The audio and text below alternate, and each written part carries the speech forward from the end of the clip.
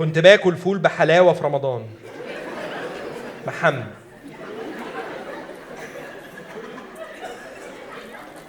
اللي فاكره من طفولتك انك كنت بتاكل فول بالحلاوه.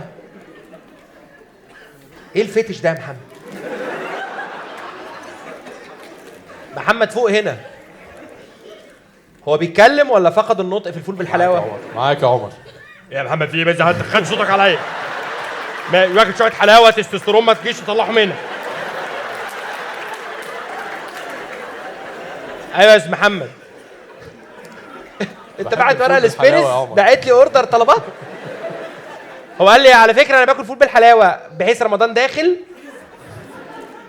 ليه بتاكل فول بالحلاوه؟ ده تصرف غير سوي. بياكلوني يا عمر فول بالحلاوه، اعمل ايه طيب؟ هم اللي كانوا بياكلوك؟ والله. هم مين؟ اهلي. هم معاك؟ لا طبعا ساب لهم البيت. اما كبر فهم بقى قال ايه ده؟ تيجي تقف هنا؟ ولا انت احسن؟